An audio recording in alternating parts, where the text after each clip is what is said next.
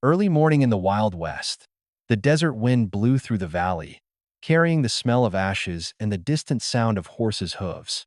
I pulled the reins to a stop in front of the wooden gate of the ranch, and my heart sank.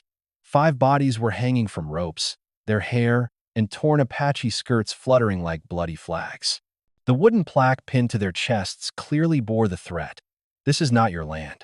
At that moment, I understood that the land I thought would be a place of peace was actually an underground battlefield, where justice was buried and life hung by a thread. I drew my knife and walked straight toward death to reclaim life for the innocent. And from that moment on, the story was no longer simply about a ranch, but about blood, resistance, and true justice in the Wild West. You are hearing this story from me, and if it touches you, please let me know where you are hearing it from. Leave a comment sharing the land you live in, and remember to subscribe to the channel to keep this flame of justice burning forever. The early morning wind blew through the desert like an old hand stroking down my spine, cold and dry and smelling of sand. I pulled the reins to slow my horse as soon as Uncle Jeremiah's wooden fence appeared, silver gray, in the early morning Sunday.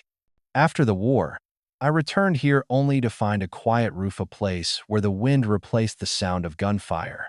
But peace did not wait for me at the gate. 5 bodies swayed on the rope, their shadows stretching down to the cracked ground. Their cloth dresses were torn, their long hair covered half their faces, their bare feet swayed slightly in the wind. Each person had a piece of charred wood pinned to their chest. "This is not your land." I stood still for a moment, hearing only the sound of my own heartbeat. Then I jumped out of the saddle. The smell of burning hemp, the smell of dust, and a little bit of dried blood. I put 2 fingers on the first woman's neck. A faint pulse answered. I drew my knife. The steel edge slid through the rope. The body fell heavily, and I caught her, my back bowing, and carried her under the porch. The second, the third, the fourth, the fifth. My arms burned, but my hands knew what to do. In the cabin, I lit a fire with the remaining bundle of dry branches. The flames danced on the scratched tabletop, on the thick dust like dew. I pulled old blankets over each of them. Near the fire, faces came into focus. A girl with black hair, her cheeks cut. A girl with dark red hair, her lips cracked like parched earth. A thin girl with eyes softened by exhaustion. A girl so quiet I could hear her breathing. And the eldest, a few silver streaks on her forehead, a strange calm amid the bruises. I sat against the door, the Winchester across my lap. The crackling fire touched old memories: the night of marching, the smell of horsehide, the sound of whistles drowned in the wind. I thought I had left that past at the gate. But the West has its ways, pulling people back with things no one dares to ignore. I handed the canteen to the black-haired girl. Her purple lips parted slightly. She drank each drop as if swallowing the firelight. Her eyes opened black as a deep hole. There was no pleading in that look, only a challenge. Who was I, and what would I do with the life they had just won back? Outside, the wind changed direction, carrying the distant sound of horseshoes or just the imagination of someone used to hearing danger on the horizon. I pulled more firewood, pressing the blanket against the second person's shoulder. Each movement was like an unspoken oath. The black-haired girl moved. Her voice was hoarse, as small as a thread, but it penetrated me. "Don't leave us behind." I don't remember how long I sat by the fire, but each minute felt like a lifetime. Uncle Jeremiah's old cabin, once dusty and rotten, had become a shelter for 5 fragile bodies hovering between life and death. The firelight revealed bruises and rope marks on their necks, wrists, and ankles. The first to wake up was the oldest woman. Her eyes opened slightly, her gaze as calm as a lake, though there were still dark bruises around her neck. She didn't panic, didn't cry, just looked at me as if to weigh what kind of man I was. I nodded, and she closed her eyes slightly, but I knew she understood. At least tonight they wouldn't be alone. Next was the redhead. Her eyes opened like embers burning, fierce. Her gaze wasn't fear but anger. She didn't speak, but her hands gripped the blanket as if to break it in two. I had seen this kind of person in war. They might be physically weak, but the fire in their hearts was unquenchable. The sandy-haired girl stirred, her eyes dim with exhaustion. When I handed her the canteen, She took my hand in both of hers and took small, trembling sips. Not a single tear fell, but in her eyes I read everything: despair and a fragile hope clinging to whatever was left. I thought all five of them would be silent, but then the black-haired girl, the first one I cut the rope from, slowly sat up. Her posture was straight, though her body was still shaking with exhaustion. She looked at me, her eyes as black as the abyss, and said in a hoarse voice, "When you cut the rope, you chose sides." I choked. In that moment, I wanted to say that I was just doing what had to be done, that I had no part in any other war. But the words stuck in my throat. I knew she was right. Once you've pulled someone back from the jaws of death, you can no longer be an outsider. She raised her head. "My name is Ahioka. This is Nita." She pointed to the red-haired girl, Kaya, her eyes on the sandy-haired girl, Tala, the quietest girl, and finally, the elder, Apone. I nodded. Those names carried the sound of this land, of the tribe that had walked before the white man arrived. Hearing them, I felt small, like an intruder sitting among the witnesses to a history longer than the blood in my veins. Ahioka looked at me again. The firelight reflected on her scarred face, turning her words into a knife that plunged straight into my chest. We were hung there as a warning, not just to us, but to anyone who would dare stand on this land without kneeling before Morrison. The name shook me. I had heard it in the war, whispered in the barracks, a name associated with disappearances and stolen lands. In the cabin that smelled of smoke and blood, I knew one thing for sure. I had just set foot on a new battlefield, though I had not fired a single shot. That night, the desert wind whistled through the cracks in the walls, sounding like the groans of the unjustly dead lingering in the land. I sat by the dying fire, my eyes still closed, when Tala, the quietest girl, approached. She placed a small leather bag beside me, without saying a word. I opened it. Inside were papers, debt contracts, land maps, fake red seals, the trembling signatures of people forced to sign with guns to their heads. And everywhere there was a name: Morrison. I clutched the papers tightly, goosebumps running down my spine. This was more than a clue. This was evidence of an entire criminal empire. Tala stood still, her eyes sharp as knives. The way she looked at me made me understand that I could no longer deny it. I asked, "How did you get these?" She didn't answer, just tightened her grip on the leather bag. I didn't need any more explanation. The price for them had surely been paid in blood. Apone, the eldest, spoke slowly. Her deep voice seemed to echo from the mountains. Morrison was just a merchant. He made his fortune by forging papers, exchanging Apache land for worthless blank pieces of paper. When people resisted, he used forged laws to suppress them. When that wasn't enough, he had his men hang them outside their gates. Like us. I clenched my fists, my throat feeling dry. I had heard of him in the army camp, vague stories of a judge who could make all evidence disappear. But now there were no vaguenesses. He was more than a shadow of a rumor.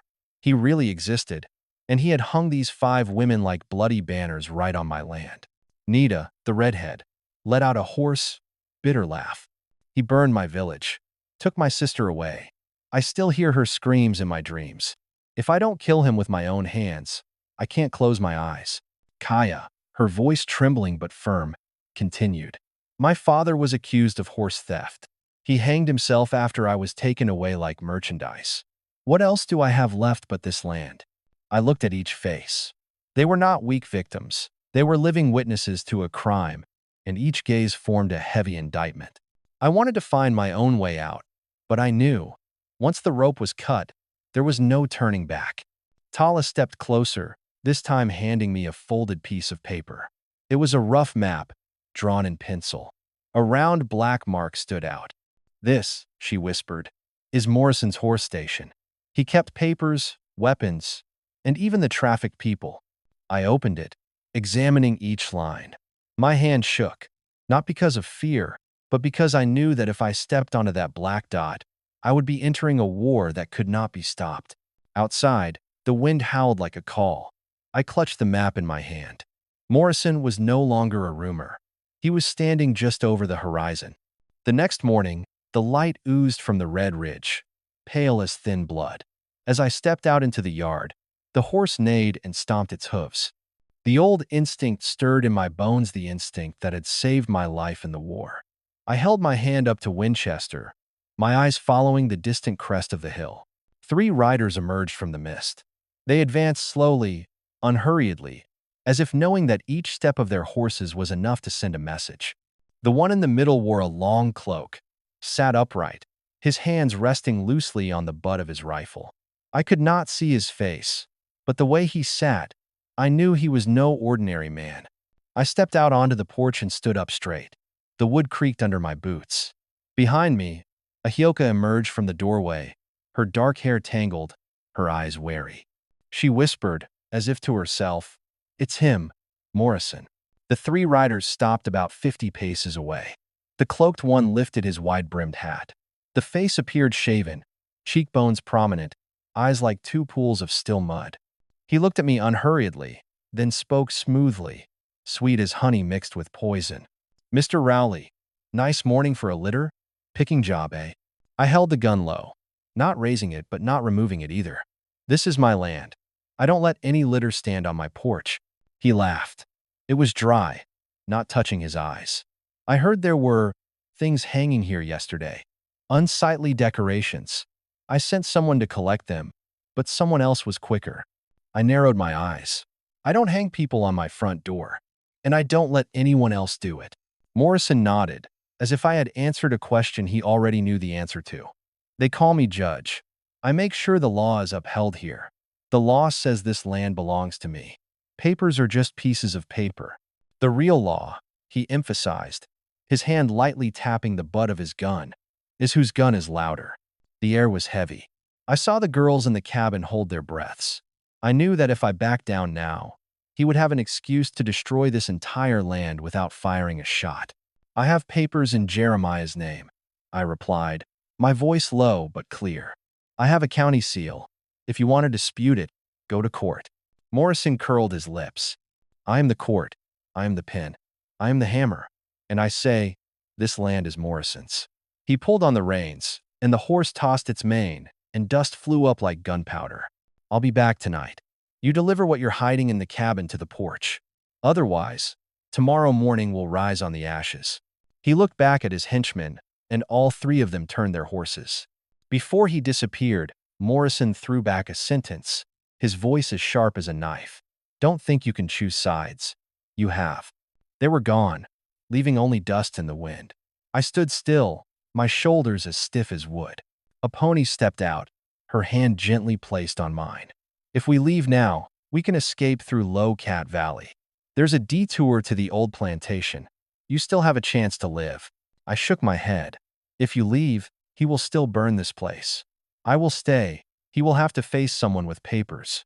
I want to see if he dares." Ahioka looked at me for a long time. In her eyes, I saw fire. Not the fire of hatred, but of challenge. She nodded. "Then from now on, this land is not just yours. It is all of us." The sky darkened. In the distance, I heard the thunderous sound of horse hooves. I knew Morrison would not return alone. After Morrison left, the wind grew heavier, as if the valley were holding its breath, waiting for the darkness. I knew that he would return tonight, not with 3 horsemen, but with a pack of wolves. And if we weren't prepared, this cabin would be a tinderbox, just as he'd promised. I gathered up all the broken furniture and chairs and placed them against the windows. Tala took a small sandbag and lined it with the sill. Nita sat in the corner, wiping each bullet with a piece of cloth, her lips pressed together as if she were ready to swallow the whole night. Kaya fiddled with the jars of herbs, steeped in boiling water, the pungent smell stinging her eyes, medicines to stop the bleeding for the coming battle.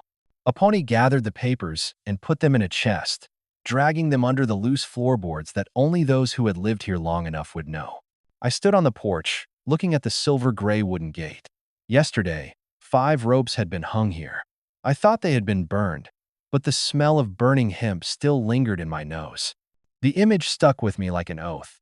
Ahioka stepped forward, holding an ancient silver knife, its handle wrapped in dark, worn leather.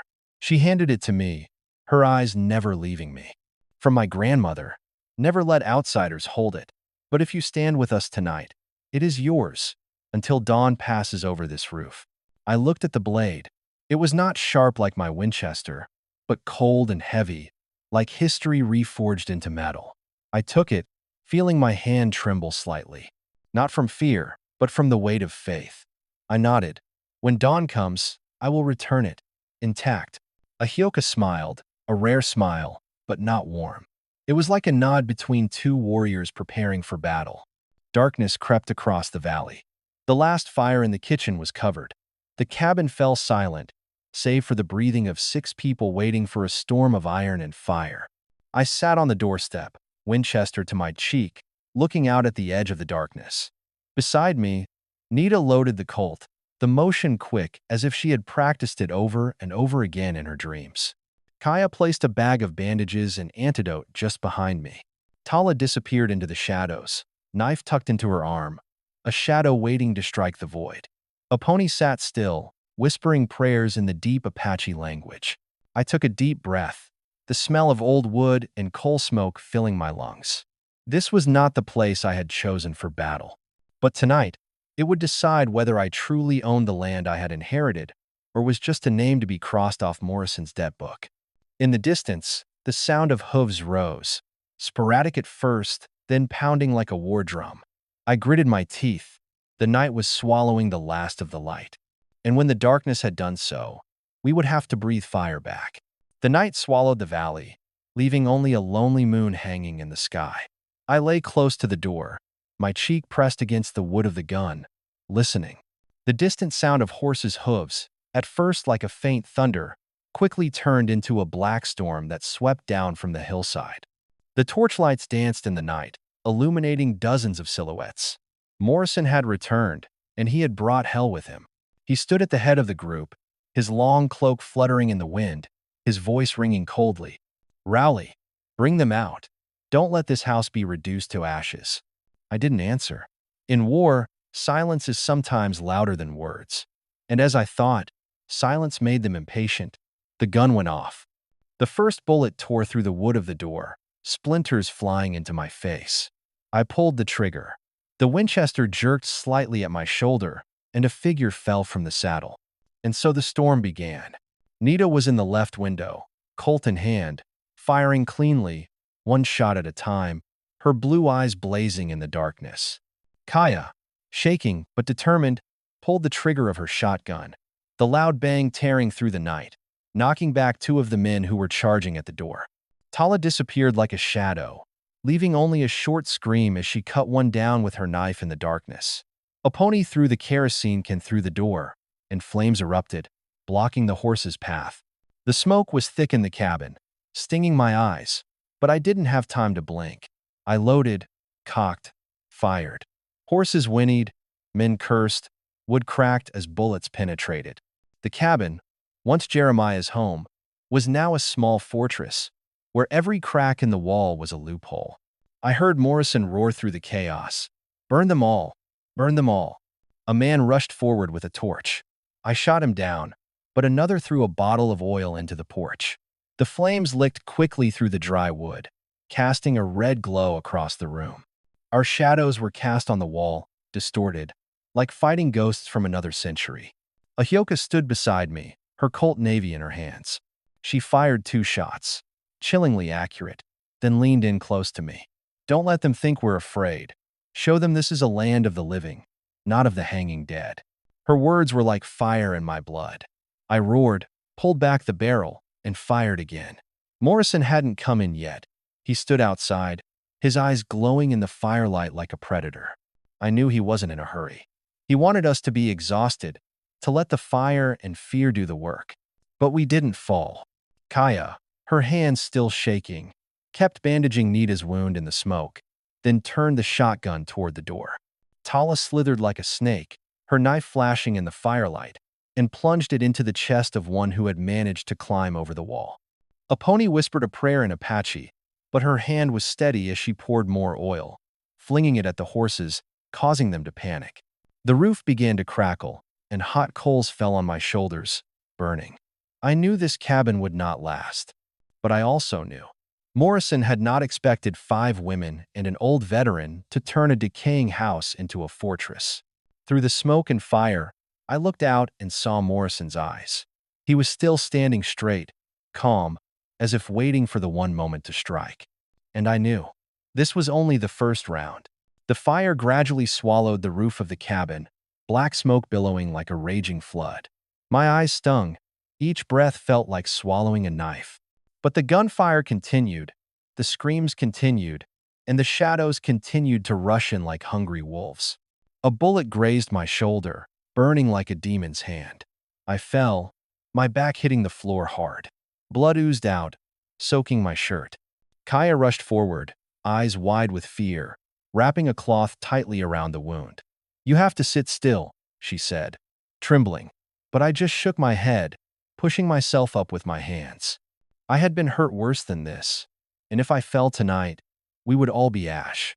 At the window, Nita screamed, shooting Colt repeatedly, but then her gunshots were muffled by a scream of pain. I turned my head in time to see blood spreading across her shoulder, her body falling. I pulled her back. Kaya immediately pressed her hand to the wound. Nita's eyes were still burning, though her lips were pale. "Don't let them in," she hissed, clutching my hand. Tala disappeared into the smoke, then suddenly appeared behind a soldier who had managed to break through.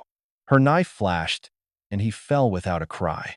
She said nothing, just nodded to me, then slid back into the darkness. Aponi, the oldest, sat close to the hearth, her deep voice singing Apache chants. Not prayers. I recognized the beat of war drums, ancient and cold. The words were like steel cords tying us together, keeping our spirits steady in the sea of fire. Amid the smoke and fire, a hoarse laugh rose from outside. Morrison. He had entered, stepping over the fallen soldiers, his cloak covered in ash but his face unstained. In his hand, the Colt glinted. "Rowley," he roared, his voice ringing like church bells. "You think a few women can hold this land? They're rotten flags. And you're just an old soldier who can't put down his gun." I lifted the Winchester, intending to shoot, but a jolt of dizziness shook my hand, and the bullet grazed the wooden post. Morrison sneered, raising the gun, but he didn't point it at me.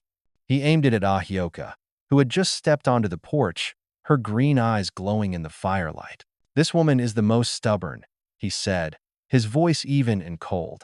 "I'll shoot her first, so you'll know what the rules are." Time froze.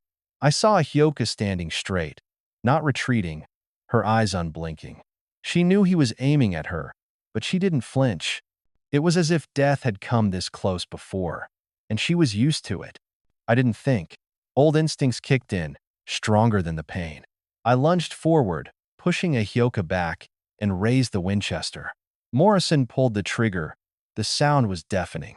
My shoulders stung again, the fire spreading from my skin to my heart. But I pulled the trigger at that moment. The gun jerked, the bullet hurtling through the darkness into Morrison's shoulder. He took a step back, roared. The gun fell from his hand. Blood stained his cloak. His eyes were bright, not with fear, but with burning hatred. Smoke, fire, screams combined into a storm. I fell to my knees, breathing heavily, but my eyes never left Morrison's staggering figure. The night was not over, but at least he had tasted his own blood. Thick smoke swirled through the cabin, red flames licking the roof. I struggled to my feet, my shoulders burning like fire, my eyes squinting through the haze of ash. Outside, Morrison was still standing, his cloak stained with blood, but his body towering like a half-burned tree that had yet to fall. His left hand held the wound, his right picked up the gun. His eyes cold, bright, and hateful. "Rowley," he shouted, his voice hoarse but still resonant. "You think one bullet can take me down? You just dug the grave for us all." I lifted the Winchester, but my hand shook, the sights shaking. Morrison sneered, took another step, and raised the gun toward the cabin. Then Ahioka stepped out. She didn't tremble, didn't retreat, just stared straight at him, her face dark with smoke but her eyes like blue fire. In her hand, a crumpled sheaf of papers, the edges scorched. She held it up. "These are your rules, Morrison. Forged IO, forged seals, stolen lands. even the names of those you bribed. You hanged us to bury the truth, but tonight's fire will illuminate it more clearly." Morrison paused. For a moment, I saw a crack in his eyes, not fear, but genuine concern. He roared, "Waste paper won't save lives when I have a gun." At that moment, Tala stepped out of the shadows, holding up a small, silver object, an intricately carved locket. Her voice was calm, cold as steel. "Do you remember this? It belonged to your wife, Margaret. She's alive. And she told you everything. You faked your death, robbed your father-in-law of his gold. You thought you buried the secret, but the truth doesn't die as easily as people." Morrison paused. His face was contorted, his eyes bulging. "Fool, she's dead." Apache stepped forward, her voice like a hammer.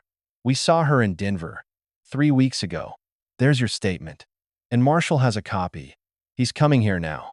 The sound of hooves rang out at that moment. In the distance, on the hillside, torches flashed, then more. A metallic clang. A horse neighed. I recognized him at once, Marshall's rider. Morrison turned, looking toward the light. In an instant, his expression changed, tense, then angry, then desperate. He turned, the gun shaking in his hand. "No, I won't let them take me like a sick dog." He raised the gun, aimed at Ioka. Time froze.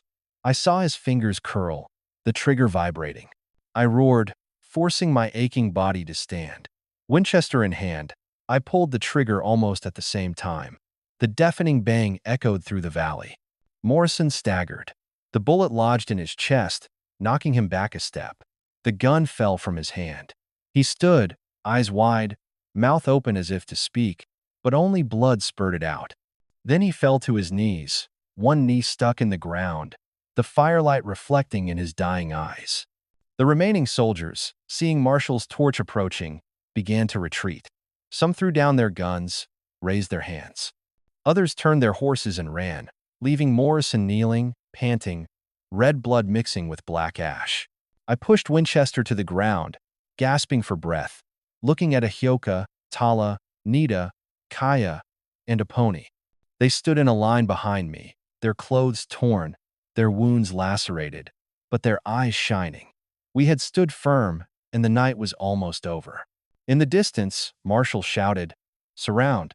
Let none escape!" The cabin fire flared up one last time, illuminating all our faces. The night was not over, but the light had returned. The torches lit up the valley. The pounding of horses' hooves made the ground shake. I leaned against the scorched doorframe, blood still dripping from my shoulders, smoke blurring my eyes. But I knew we had held out long enough for the heavens to bring men. Marshall Thompson rode his huge black horse, his silver beard fluttering, his eyes shining cold as steel. He raised his hand, signaling. Dozens of riders scattered, surrounding Morrison's remnants. Some threw down their guns. Others were pulled from their saddles, tied up. Morrison was still kneeling in the middle of the yard, blood staining his cloak. He raised his head, grinning, his voice hoarse. "Too late, Marshall. This land is still ours. They are nothing more than ragged women and a rotten old soldier." Marshall dismounted, walking slowly closer. Each step he took carried the weight of justice.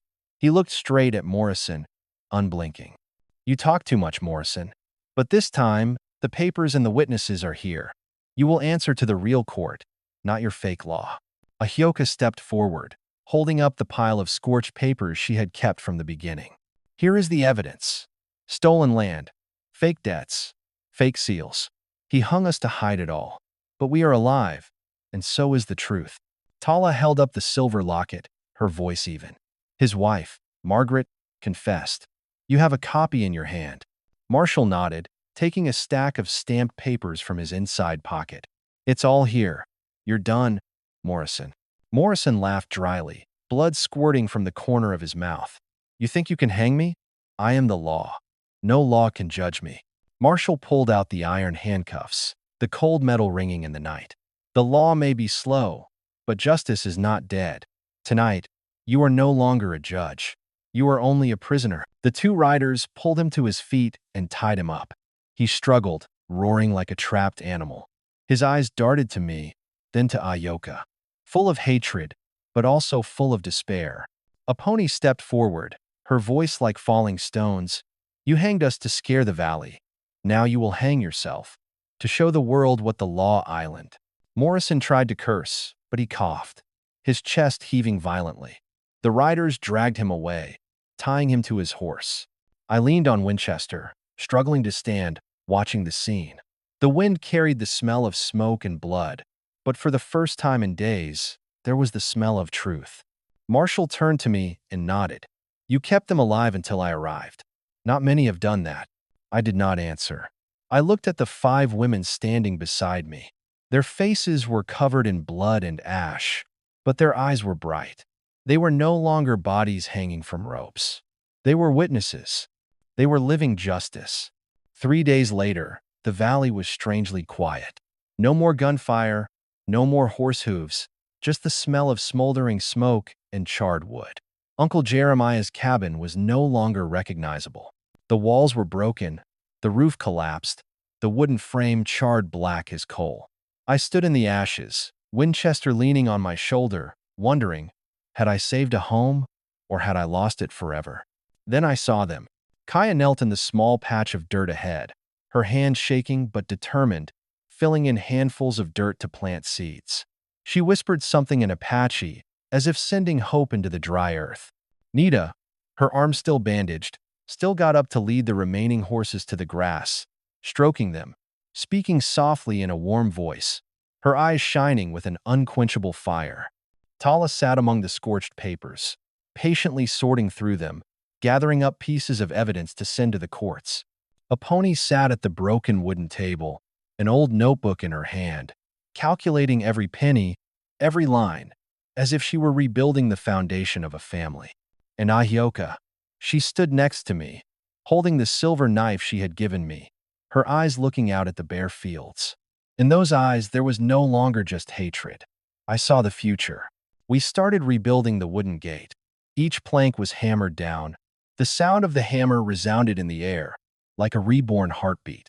The ropes that had been used to kill people were now woven into ropes to tie the trellis. The newly erected gate was not to hang people, but to let everyone know, here someone had dared to stand firm. In the afternoon, when the last rays of sunlight fell into the valley, we sat around a small fire. No one spoke much. There was only the crackling of firewood, the peaceful breathing of horses, and the gentle wind blowing across the half-burned grass. I looked at my scarred hand, then at the faces around me. During the war, I thought I had lost everything: my home, my family, my meaning of life. But now, amid the ashes, I realized one thing. Some things are not inherited by paper, but are rebuilt by blood, by faith, by perseverance. Ahioka turned, her voice low but firm. Now we have roots. I nodded, and, for the first time in years, I believed her words. Night fell. The sky was filled with stars. We sat around a newly lit fire in front of the newly rebuilt wooden gate. There was no more gunfire, no more smoke or blood, only the crackling of firewood and the wind carrying the smell of damp earth after rain. A pony told the story in a deep, rhythmic voice like the beat of an Apache drum. Tala sat silently, still holding the neatly arranged papers, the firelight reflecting in her eyes like a steadfast lamp. Kaya carefully stirred the small pot of water. The medicine that had helped us stop the bleeding had now turned into bitter tea, drinking it to remember that life had never been easy.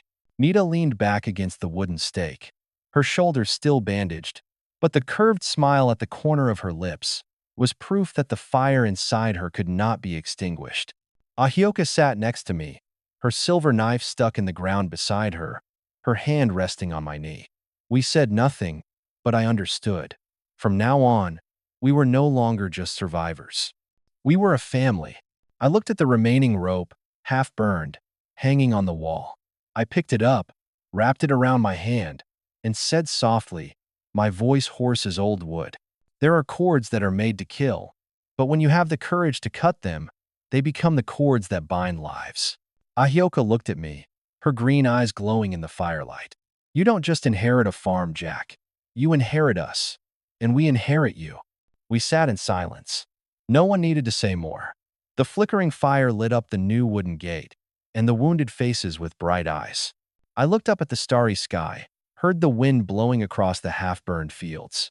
For the first time, I saw that the West was not just a land of blood and ash.